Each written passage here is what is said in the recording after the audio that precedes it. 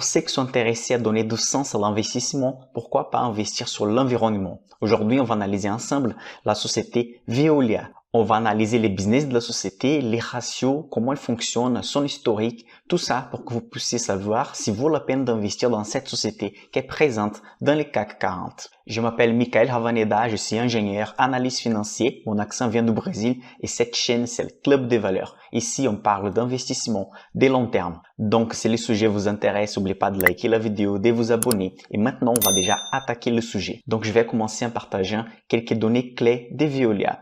Veolia fait partie du secteur des services aux collectivités et dans la catégorie des services des eaux, principalement.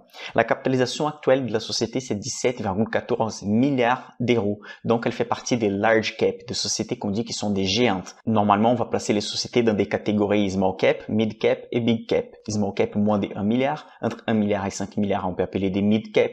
Et plus de 5 milliards d'euros ou de dollars, on va appeler des large cap, big cap ou blue chips. 3 mots pour dire la même chose. Actuellement, les cours de Veolia coûtent presque 30 euros et les dividendes versés l'année passée, c'était des 70 centimes. Quand on va calculer les rendements d'une société, ça veut dire les dividendes versés vers les actionnaires, la partie des bénéfices que la société va verser vers les partenaires, on va diviser les dividendes versés par rapport aux cours de l'action pour découvrir combien de pourcents on reçoit en forme de paiement des dividendes. Donc, on est partenaire de la société, on reçoit aussi les bénéfices que la société va générer. Donc, sur les 5 dernières années, cette moyenne était de 3,79%. Les taux de versement des dividendes, c'est de 73%. Ça veut dire que de tout l'argent que Veolia a fait pendant l'année, elle verse 73% des dividendes vers les actionnaires. Donc, c'est ça que vous allez recevoir comme dividende. Donc, si vous avez une seule action dans une société, vous êtes déjà partenaire, vous êtes déjà actionnaire et vous allez recevoir proportionnellement à ces montants d'argent que vous avez investi. Maintenant, je vais parler du business en soi de Veolia. Donc, elle attaque principalement 3 sujets différents. Je vais vous montrer maintenant dans cette image. Vous pouvez voir qu'elle travaille dans les sujets de l'eau, dans les déchets, le traitement des déchets et aussi dans la création d'énergie. Donc, c'est une société qui fait des services aux collectivités qui est bien liée au sujet de l'environnement. L'histoire de Veolia commence très anciennement avec les CGE, la Compagnie Générale des Eaux de Paris. Ça a commencé en 1853. La société a commencé ses activités avec les décrets de Napoléon III en 1853. Après un siècle, en 1950, la société dessert déjà 8 millions de foyers français, avec plus de 10 000 km de canalisation. Entre les années 70 et 90, la société commence à se spécialiser sur des autres domaines et aussi elle va se spécialiser à fond sur le domaine des traitements d'eau. C'est dans cette période que la société commence à s'appeler Compagnie Générale des Chauffes. Donc en 1998, la société change son nom de Compagnie Générale des Eaux à Vivendi. Et dans les années 2000, elle commence à être cotée dans la bourse de Paris. Maintenant, je vais commencer à vous montrer quelques chiffres clés de business de Veolia. Donc, on va comparer les premiers semestres de 2020 avec les premiers semestres de 2021. Comme vous pouvez voir dans l'image, en 30 juin 2021, les résultats des chiffres d'affaires est plus élevé que celui de 2020. Donc, les résultats de 2021 va être positif de 301 millions contre moins 138 millions qu'on avait au premier semestre de 2020. Vous pouvez voir aussi donc que la marge EBITDA est augmentée de 12,9% à 15,3%. C'est très important d'augmenter les marges parce que vous pouvez remarquer que les chiffres d'affaires, la deuxième ligne, on a l'EBITDA, c'est les Earnings Before Interest, Taxes, Depreciation, Amortization. C'est tous les gains avant de payer les intérêts, les taxes, les dépréciations et amortissements. Et vous pouvez voir que ça a augmenté considérablement. Donc, c'est ça que ça empêcher la société de tomber dans les cas des résultats négatifs. Donc, c'est l'augmentation du chiffre d'affaires, mais aussi l'augmentation de la marge. Augmenter les marges pour une société, c'est très important parce qu'au futur, si elle va augmenter les chiffres d'affaires, on va encore avoir une rentabilité plus élevée parce que plus d'argent va rester dans la poche de la société à la dernière ligne de compte des résultats. Donc, maintenant, on va diviser les chiffres d'affaires par région géographique. On verra quelle région pèse plus dans les chiffres d'affaires. Dans l'image suivante, vous pouvez voir que la France, en 2021, a un chiffre d'affaires de Veolia qui vient de presque 3 milliards. L'Europe, hors France, 5 milliards. Le reste du monde, 3,3 milliards. Les activités mondiales, donc tous les autres pays du monde entier, dépendent des milliards. Et autre chose, donc juste des millions. Vous pouvez voir qu'il y a une croissance environ de 14% pour la France et pour l'Europe. Pour les activités mondiales, 11%. Et pour les restes du monde, ça restait à 0,1%. Maintenant, on va diviser les chiffres d'affaires par domaine d'activité. Comme vous pouvez voir dans l'image, l'eau, elle va avoir un chiffre d'affaires de 5,2 milliards. Donc, on va avoir des segmentations. L'eau d'exploitation et de la technologie construction. Donc, l'eau d'exploitation va être capable de remporter 3,9 milliards et la technologie de construction 1,2 milliards. Les déchets 5,3 milliards, c'est pas négligeable dans les chiffres d'affaires de Veolia, et l'énergie 3,1 milliards. Vous pouvez voir que les domaines d'activité des déchets, l'eau et l'énergie sont bien répartis. C'est pas tout concentré sur le domaine des eaux actuellement. Je vais vous montrer maintenant quelques données intéressantes. Remarquez cette image-là où on va voir les volumes d'eau en France. Vous pouvez voir que les volumes d'eau consommés augmentent de 0,5, 0,3, 0,8, donc plus 1,2 sur le premier trimestre 2021 et plus 0,1 sur le deuxième trimestre de 2021. Si vous regardez les tarifs d'eau en France, ça augmente toujours 1,5% par trimestre. Cette augmentation élevée parce qu'à l'année, si on somme ça, ça va donner 6-7% d'augmentation.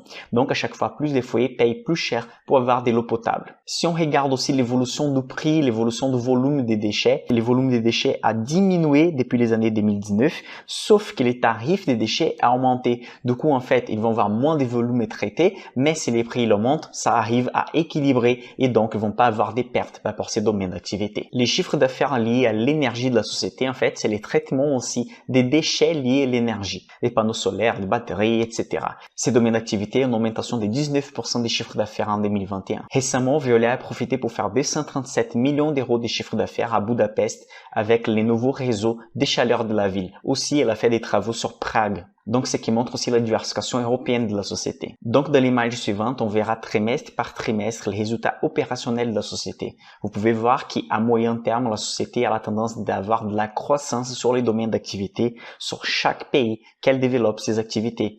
Mais il faut remarquer que plus de la moitié du chiffre d'affaires de Veolia vient de la France et de l'Europe. Donc la mondialisation c'est une réalité pour Veolia, mais pour l'instant elle est très concentrée sur l'Europe. Veolia normalement était une société très endettée, mais actuellement elle commence à diminuer ses niveaux de dettes. Je vais lire une partie de la documentation financière de Veolia pour vous montrer ça. Les coûts de l'endettement financier net s'établit à moins 152 millions d'euros en 30 juin 2021 par rapport à moins 215,6 millions d'euros au 30 juin 2020. Donc, on voit une diminution nette de la dette de Veolia. Avec l'image suivante, c'est plus facile de voir la concentration du business de Veolia sur certaines régions géographiques. Vous pouvez remarquer en fait que l'Europe et la France, donc en bleu et marron, pèsent plus de la moitié de l'activité de Veolia. Ensuite, on a le reste du monde et le global business qui va peser moins dans les portefeuilles de Veolia. Si on regarde en PD1 les segments des déchets de Veolia, elle ne fait pas juste les traitements des déchets des maisons, des foyers, elle fait des traitements très spécifiques pour l'industrie aussi. Je vais vous montrer l'image suivante. Vous pouvez voir la répartition en fait d'activités dans les déchets. Donc, elle fait les traitements des déchets municipaux, commerciaux, aussi de l'énergie et dans les domaines d'activité des services industriels. Il n'y a pas longtemps, Veolia a ajouté Suez dans son domaine d'activité, donc les deux sociétés sont une seule maintenant. Donc je vous montre quelle partie du chiffre d'affaires vient de Veolia et quelle partie vient de Suez, parce qu'ensemble ça fait les groupes Veolia. Donc les revenus pour région géographique pour Veolia, vous pouvez remarquer qu'elle est divisée dans les 4 domaines d'activité, global, reste du monde, Europe et France. Pour Suez, les domaines d'activité, il est séparé, les chiffres d'affaires en 3 grosses régions, soit l'Europe, le reste du monde, sinon niveau global. Donc Suez est un peu plus diversifié au niveau global, vous pouvez voir, parce qu'environ 30% de son chiffre d'affaires vient des activités globales. Donc si on somme les deux, ça donne les 37 accumulés, mais quand même l'activité reste assez concentrée sur l'Europe et la France. Si on parle de Veolia dans la bourse, 93% de ces actions sont cotées dans la bourse et tout le monde peut les acheter. Donc c'est ce qu'on appelle des flottants, la partie disponible au public de ces actions. Veolia possède des autodétentions des actions d'environ 2,21%. Ces actions peuvent être utilisées comme forme de primes aux managers et aussi aux employés. Il y a des autres actionnaires très importants avec Veolia comme CNP Assurance, les Vanguard Group et même Lixer possèdent des actions de Veolia. Si on regarde les graphiques en forme de camembert, c'est plus facile de comprendre la répartition actionnaire de la société. Donc, 51% sont divisés entre actionnaires institutionnels, les actionnaires salariés 4,1%, donc là, les actionnaires individuels 10,3%. Donc, ensuite, on a BNP, Deutsche Bank, Vanguard, Naxitis, Crédit Agricole, BlackRock et même Caisse des dépôts. Les PDG, les CEO de Veolia, c'est Antoine Frérot. Antoine Frérot, il est né en 58, il est ingénieur à l'école polytechnique et aussi il a passé par l'école des ponts et chaussées. Actuellement, il a plus de 20 ans d'expérience dans la société et depuis 2008, il est arrivé au poste de haut niveau dans Veolia. Depuis 2003, il est directeur général de Veolia et depuis 2008, il est le PDG de la société. Avant de vous parler des forces, faiblesses, les forces des porteurs, les matrices SWOT, faire l'analyse fondamentale de l'action, je vais vous montrer les graphiques des rentabilités de Veolia au cours de l'action ces dernières années. Vous pouvez voir les graphiques suivants qui, avec la crise de 2008, la société a eu un gros pic et depuis, elle n'est plus jamais arrivée à ces niveaux d'avant. Mais récemment, depuis la crise de l'année passée en 2020, la société a pris beaucoup de valeur dans la bourse, donc une augmentation assez élevée. Si on regarde les graphiques des 5 dernières années, vous pouvez remarquer que depuis la crise qu'on a eue en 2020, la société a récupéré plus de 100% des rentabilités par rapport à son point plus bas de 2020. Donc maintenant, je vais vous parler des forces des porteurs. Ce sont 5 forces qu'on analyse pour voir si le business il est rentable, si le business il va rester à long terme. On va voir les forces et les faiblesses. Donc on va noter des 1 à 5 les 5 principales forces des porteurs. La première force des porteurs, c'est les menaces intrasectorielles. Comme on sait, Veolia est leader numéro 1 de son marché. Très difficilement, notre société va arriver et prendre la place de Veolia, surtout qu'elle a commencé à acheter tous les concurrents, les petits concurrents. Elle a fait un partenariat même avec Suez qui fait partie du groupe maintenant. Donc c'est très difficile de la remplacer. Quand même, c'est pas impossible. Donc elle a une bonne force. Donc j'ai noté avec les bleus que c'est la note 4 et 5 c'est les maximum. Car en fait, elle travaille dans un domaine d'activité très sensible. L'État, il a un pouvoir sur ces domaines d'activité, sur les réglementations. Donc, ce n'est pas impossible d'avoir quelqu'un d'autre qui arrive pour faire son travail. Mais ça va être très difficile. La société, elle a plus d'un siècle. Je pourrais même placer en vert, mais je préfère être plus conservateur et mettre la couleur bleue ici pour la force des porteurs, des menaces intrasectorielles. Ensuite, on a la menace des nouveaux entrants. Aussi, ça va être très difficile. C'est un peu lié à la première force qu'on a vue. Mais rien n'empêche la société, par exemple, de faire faillite d'ici quelques années si elle n'est pas bien managée, si les dettes commencent à monter et elle peut être remplacée par un nouveau entrant. Les troisième force, c'est les pouvoirs de négociation avec les clients. C'est un bien basique. L'eau, tout le monde a besoin. Les déchets, on a besoin du traitement des déchets. Donc, elles peuvent négocier très facilement avec les clients parce qu'en fait, ça c'est presque imposé aux clients. Les pouvoirs de négociation avec les fournisseurs. Bon, Veolia, elle va faire des installations, va utiliser des tuyaux. C'est le plus grand réseau de la France, un des plus grands réseaux de l'Europe. Donc, elle a une bonne négociation avec les fournisseurs. Quand on va parler des produits de substitution, on va parler plutôt de la partie énergie et déchets parce que ça peut changer la façon de faire le traitement des déchets, de profiter en fait des déchets pour créer des autres objets, des autres services. Donc dans ces domaines d'activité, c'est plus facile d'avoir des substitutions, mais dans les domaines d'eau, dès qu'ils font en fait les bons managements pour faire la canalisation et les traitements, ça va être très difficile d'être remplacé. Donc j'ai mis tout en couleur bleue, mais 2 ou 3 points ici pourraient bien être dans la couleur verte, mais j'ai préféré être plus conservateur. Maintenant, je vais vous présenter la matrice SWOT. Dans la matrice SWOT, on verra les faiblesses, les forces, les opportunités et les menaces que la société possède à ces moments. Donc, si on regarde cette image, vous allez voir les facteurs internes qui sont contrôlables, les facteurs externes qui sont incontrôlables. On va voir les points forts et les points faibles. Si on commence à gauche en haut, on va commencer par les facteurs internes, points forts, donc les forces de la société. Une des forces de la société, c'est qu'elle ne dépend d'aucun acteur. En fait, la société, elle travaille dans l'eau, dans les déchets et dans l'énergie. Elle a déjà bouffé plein de concurrents. L'État français laisse la société bosser tranquillement. Donc ça, c'est une force interne de la société. Elle a fait des achats des concurrents, comme je viens de dire. Donc en fait, elle diminue la probabilité d'avoir des concurrences qui vont bouffer leur marché. Et aussi, la marque, elle est renommée. Il a plus de 150 ans d'histoire. Si on continue à gauche aussi, mais dans les points faibles de la société, donc les faiblesses, on a une faible diversification géographique. Vous avez vu que l'Europe et la France pèsent plus de 50% du chiffre d'affaires de la société. Et aussi, elle est sensible au pouvoir de l'État. Évidemment, c'est un domaine d'activité sensible. Donc, si elle est si sensible qu'elle peut profiter d'imposer les prix aux clients, au même temps, l'État peut réglementer et contrôler ces domaines d'activité. Si on passe à droite dans l'image et dans les facteurs externes, dans les points forts, on va avoir les opportunités. Donc, elle n'a aucune dépendance des cycles économiques. Tout le monde a besoin d'eau, peu importe si on a une crise immobilière aux États-Unis, peu importe si on vit la bulle de l'Internet, peu importe si on vit une pandémie mondiale, on a besoin de domaine d'activité de l'eau et les déchets. Donc, c'est un domaine d'activité indispensable et aussi Une opportunité que la société possède, c'est la mondialisation. Il y a plein de pays, des régions qui ont besoin des traitements d'eau potable, les traitements des déchets. Donc, c'est une opportunité pour Veolia encore augmenter son domaine d'activité sur des autres pays et régions. Et quelles sont les menaces de la société? Il y a certaines régions qui c'est cher pour faire des travaux. Il y a certaines régions qui c'est très difficile de faire des traitements ou simplement les traitements des déchets d'énergie qui sont chers à faire. Il y a aussi la raréfaction d'eau. Ça, c'est un problème mondial. Donc, s'il y a moins d'eau pour faire les traitements et devenir potable ou faire la canalisation, moins va remporter des volumes et donc moins de chiffres d'affaires pour Veolia. Il y a les réglementations diverses que l'État peut imposer. Et évidemment, pour toutes les sociétés qui sont diversifiées au monde entier, il y a l'avantage d'être diversifié, mais il y a aussi la fluctuation des devises. L'avantage des sociétés qui sont en Europe, c'est que l'euro c'est une devise super forte par rapport aux autres devises du monde entier. Donc, ça préoccupe pas trop, mais c'est quelque chose qui peut toucher les chiffres d'affaires ou la rentabilité finale de la société. Si on analyse la antifragilité de la société, ça veut dire on va regarder les faiblesses de la société, mais aussi les choses qui, quand elle est attaquée, elle peut devenir encore plus forte. On va donc estimer la antifragilité. J'estime l'antifragilité assez élevée parce que c'est une marque renommée, respectée depuis un siècle. Elle est leader de son marché et elle achète la concurrence. Les domaines d'activité est essentiel.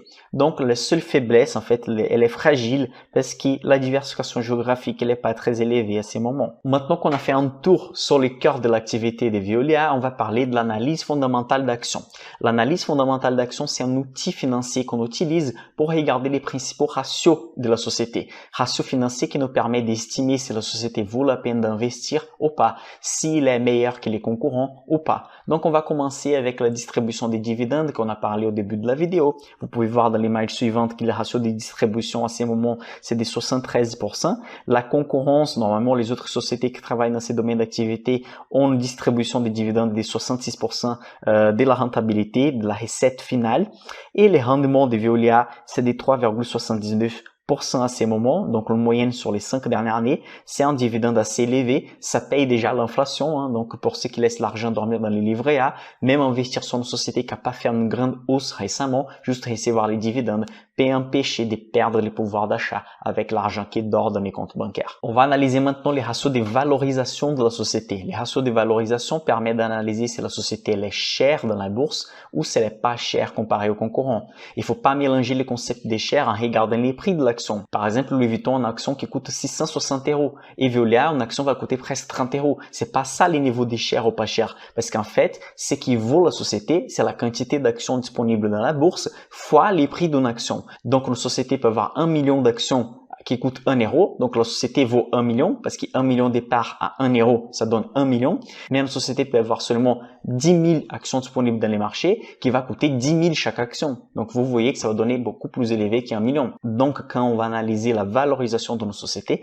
on va partir dans les mêmes principes qu'on va diviser les cours de l'action par rapport aux bénéfices qu'elle génère par action. Ça veut dire qu'on va prendre la recette de la société, on va diviser par la quantité d'actions qu'elle possède dans les marchés. Ça va donner combien d'euros de profitabilité, combien d'euros de recettes il y a dans chaque action. Et à partir de ces calculs-là, qu'on a déjà établi sur une base, on calcule si la société elle est chère ou pas chère.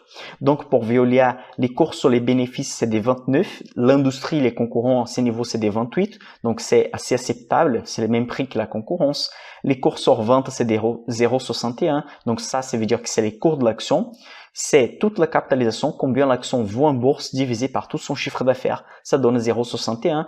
Pour les restes de l'industrie, 0,73, donc pour les concurrents. Si on regarde ces ratios, l'historique depuis 2012, on voit qu'à ces moments, elle est sous-cotée par rapport à la moyenne qu'on avait sur les autres années, que c'était des 35. Donc, elle est sous-cotée à ces moments par rapport à ces ratios. Si on regarde les valeurs de l'entreprise divisées par l'EBITDA, valeur de l'entreprise, c'est quoi? C'est la capitalisation que la société elle possède, mais on va enlever. Si on analyse un autre ratio de valorisation, qui c'est les valeurs de l'entreprise divisées par l'EBITDA, donc valeur de la société, c'est la valeur qu'elle vaut vraiment en considérant la trésorerie, les dettes, etc., divisé par son résultat opérationnel. Donc ça va donner un ratio qui normalement pour Veolia va rester dans la moyenne de 6,2 et à ces moments, il est un peu plus élevé. Car la société elle a des dettes, donc ça fait augmenter la valeur de l'entreprise, dans le sens que si quelqu'un va acheter la société, il va acheter les dettes avec. Donc il doit payer encore plus cher pour la société. Donc, quand quelqu'un achète la société, il vient avec une dette. Donc, ça veut dire qu'il doit payer encore plus cher pour avoir vraiment la société sans dette. Des marges que j'ai trouvé intéressantes à analyser pour toutes les sociétés, c'est les marges d'exploitation et les marges nettes.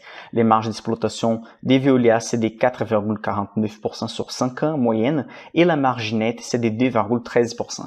Ce ne sont pas des marges élevées, surtout quand on va comparer avec des autres secteurs de l'économie. Ça, ce sont des marges pas élevées. Quelqu'un qui possède une marge de 2%, s'il y a une crise, facilement, il va rester au négatif déjà. Donc, c'est pas un bon signe par rapport aux marges. Si on regarde la rentabilité des Veolia, la rentabilité sur les capitaux propres, donc la capacité de générer de la richesse avec ses propres moyens, c'est de 8,19%. C'est que c'est un ratio assez élevé. Mais du coup, si les marges de la société sont faibles, comme la marge d'exploitation et la marge nette, et on regarde la rentabilité sur capitaux propres élevée, ça en fait me fait quelque chose clignoter dans la tête parce que ça veut dire forcément que la société est endettée parce que là il y a une incohérence. Comment les marges d'exploitation et la marge nette, que c'est la dernière marge qui reste dans la poche de la société, sont faibles et donc la rentabilité sur capitaux propres est élevée? Comment elle arrive à générer beaucoup de richesses avec ses propres moyens si les marges elles sont faibles? Et du coup, si on regarde les ratios des dettes de la société, vous allez voir que les dettes sur les capitaux propres, donc les dettes par rapport à tout ce que la société possède, c'est de 253%. Ça veut dire qu'elle a 2,5 fois plus de dettes par rapport à tout ce qu'elle possède comme actif vraiment qui reste après avoir payé la dette.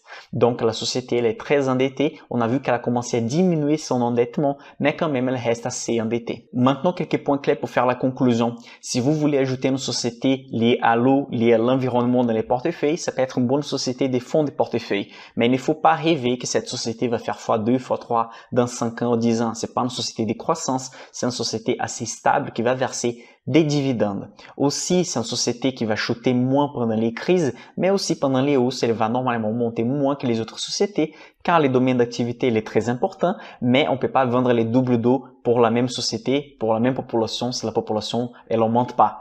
Donc ça, c'est quelque chose à faire attention. Aussi, les marges sont pas élevées, donc c'est quelque chose qu'il faut faire attention si vous achetez Veolia. À chaque semestre, regardez si les marges continuent stables ou augmentent, ou si les marges commencent à diminuer. Pour une société qui a des marges déjà qui sont pas élevées, faire chuter les marges, c'est un signal que c'est pas bon.